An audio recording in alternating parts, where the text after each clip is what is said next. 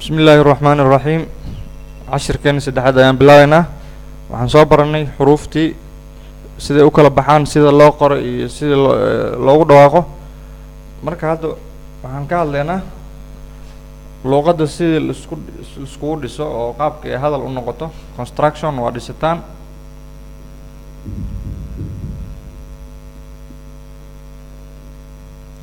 ديستان كوحوكا بلاودا كو let us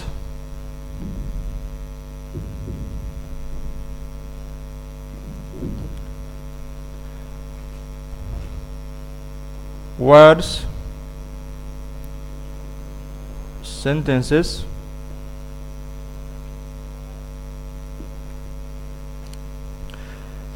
let us waan soo marnay xarf let us waxa weeye waa xaraf markuu kaligiis taagan yahay letter la dhaha marka aan soo marnay waan soo akhrisanay xarfiga ingiriiska waxay yihiin e haddaad aragtid waa xarf ingiriis oo aad fahmaysaa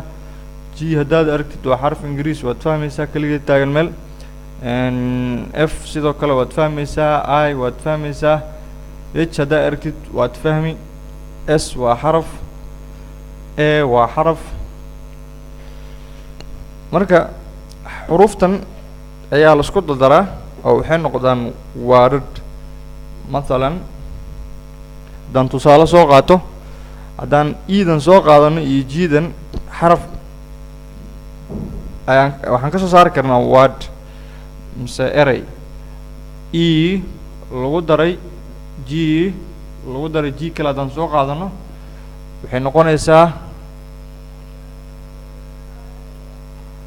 ساس أيال سكود جنا array مرك array كان معنا أيو يلنا وحال ده egg dhawaaqiisu wuxuu noqonayaa eegta waxa weeye waa ukun Soomaali ukun waaye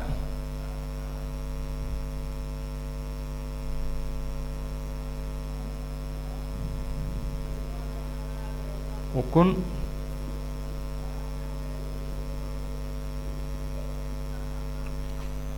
eeg ukun ayay noqotay erey kale haddaan soo qaadano مثلا F I E S E H هدان سو قادنو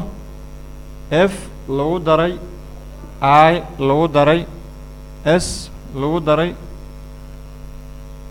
H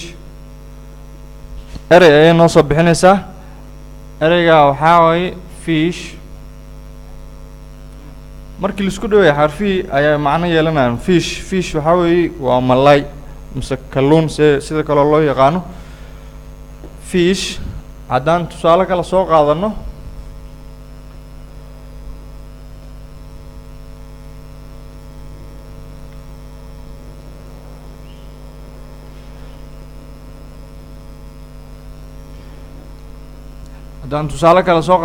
a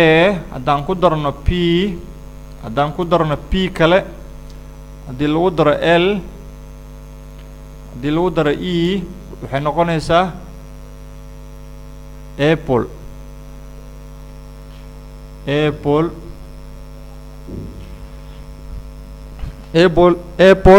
waa